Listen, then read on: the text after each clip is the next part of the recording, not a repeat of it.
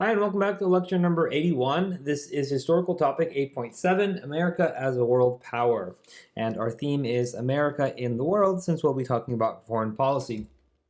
The learning objective for today is explain the various military and diplomatic responses to international developments over time. And we're going to start with how Latin America fit into this Cold War that the United States was engaged in. The key concept is the Cold War competition extended to Latin America, where the United States supported non-communist regimes that had varying levels of commitment to democracy. So whenever we were supporting non-communist regimes, this didn't mean that we were necessarily always supporting democracies. A lot of the times we would be supporting dictators or military coups, as you'll see in just a second.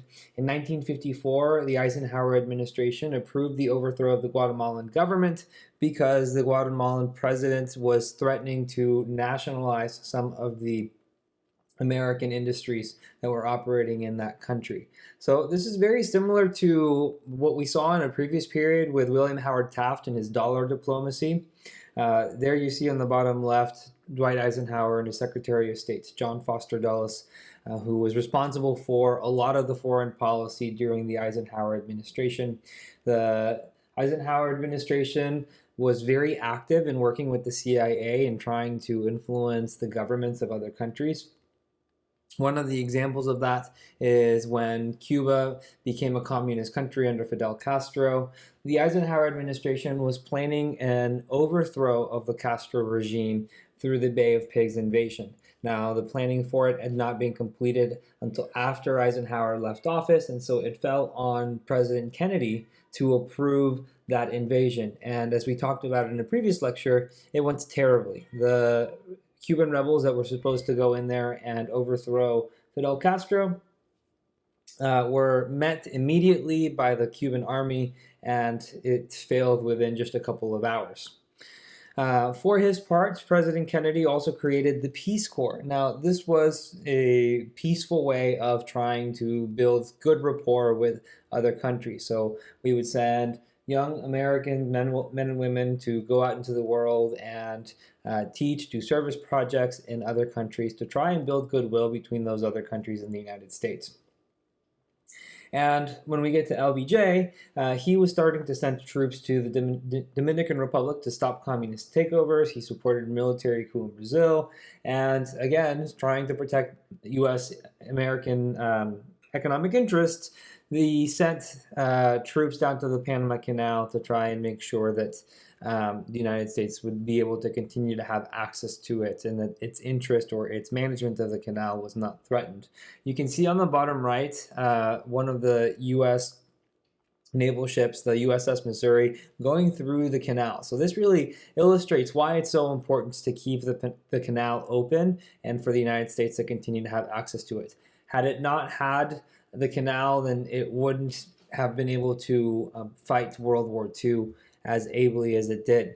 The USS Missouri is actually the ship on which the surrender of Japan was signed on.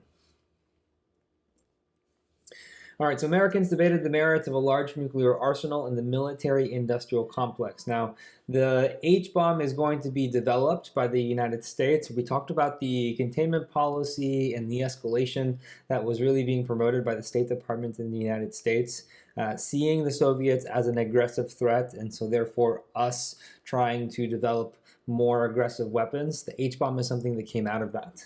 And now that we've got the most destructive weapon that we've ever created, we also need to figure out a way to deliver it to its target. And so now the United States is starting to focus on the development of ballistic missiles to deliver this payload.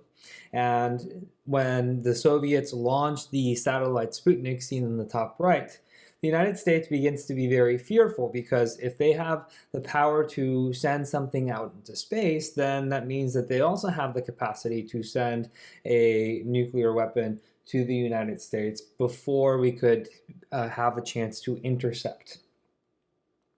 And as both countries, the Soviet Union and the United States, continue to build their nuclear arsenal, we are approaching what's called mutually assured destruction. That means that if one country sends a nuclear weapon across to the other country, then there's going to be massive retaliation, and the destructiveness of these weapons is going to be such that both sides are going to incur massive casualties. So mutually assured, meaning that they are both going to guarantee the destruction or the suffering.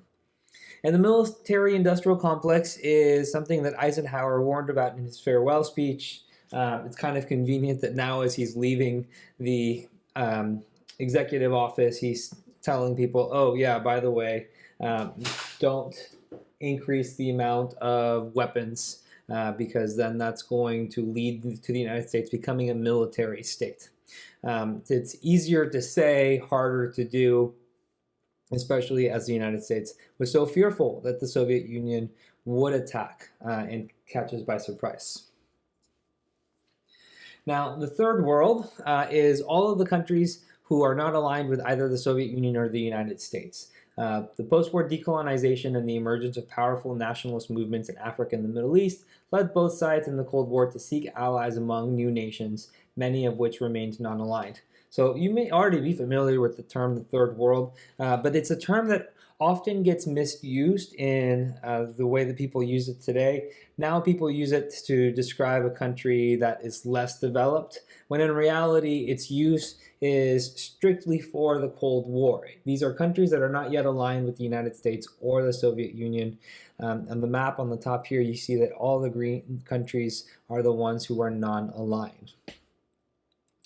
It's a lot of the times that their development level is a factor in why they're not aligned, but there are also countries that are developed countries, have industrialized, and are also third world countries.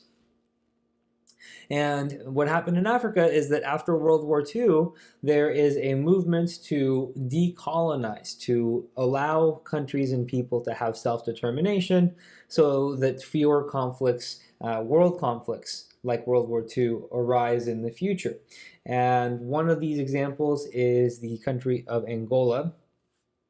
On the bottom left, you see that it's made up of a lot of different ethnic groups, and once the Portuguese leave, all of these ethnic groups, in trying to come up with a government, there's conflict and it erupts into a civil war, and the United States is backing a white minority government in Angola, while the Soviet Union and Cuba are funding rebels to try and overthrow that government, and eventually the United States is going to back out. But you see a picture there of, you know, some of the violence that occurred as a result of the Angolan Civil War. All right, moving on to the Middle East. In Iran, we have a lot of history. In 1953, the Iranian parliament or legislature elected a communist prime minister. Mossadegh was his name, and he was of the Tudeh party. And the United States in the CIA, remember this is the time of Eisenhower in which he was active with the CIA.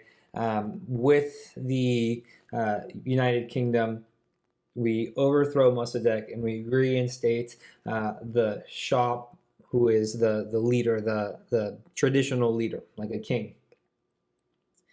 And he will stay in power for another 26 years until 1979. The people of Iran are fed up with his policies. They are going through some economic problems, and there is a wide consensus that he needs to go. And a lot of different groups are working together. There's students, there's religious conservatives, there's progressives, and they want to end the monarchy and bring in a new leader under the Ayatollah Khomeini.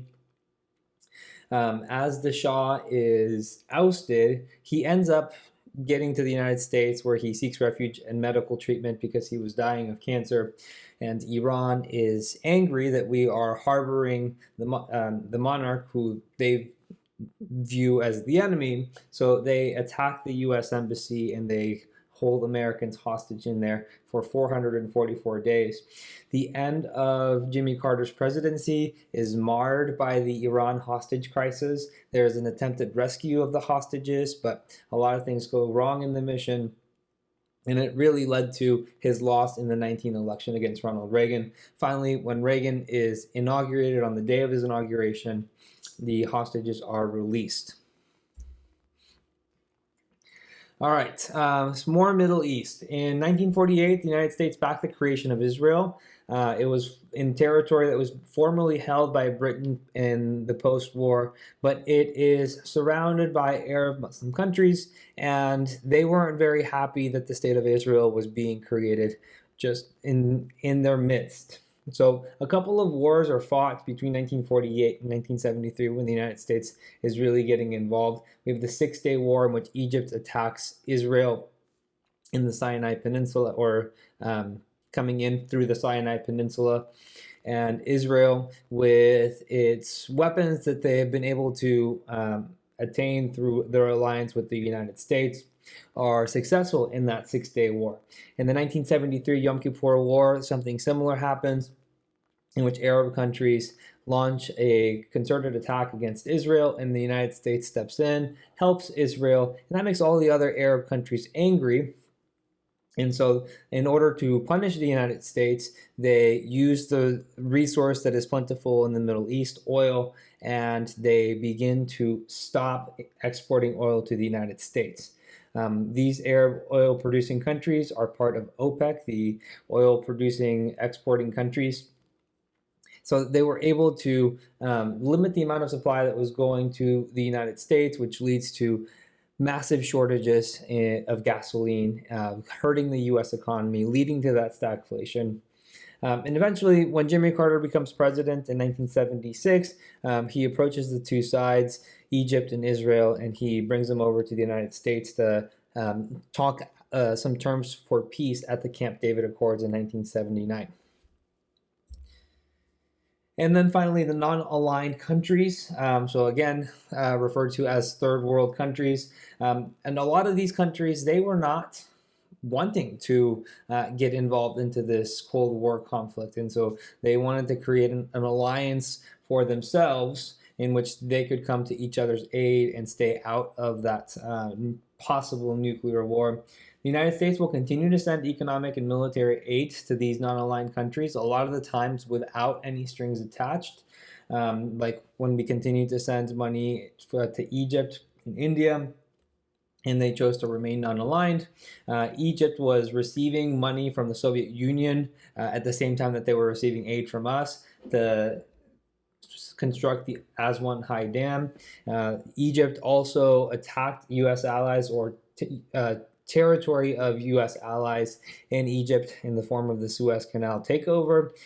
But whenever Britain, or a force led by Britain, retaliates to take over the Suez, the United States comes in and admonishes the UK at the UN for their attack on Egypt. So they had a lot of leverage. They could play the United States and the USSR against each other to gain benefits for their own countries.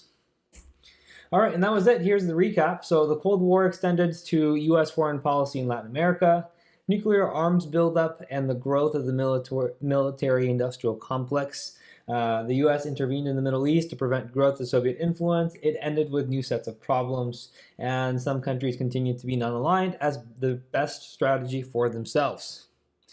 All right, thank you for watching, and I will see you in the next lecture, number 82.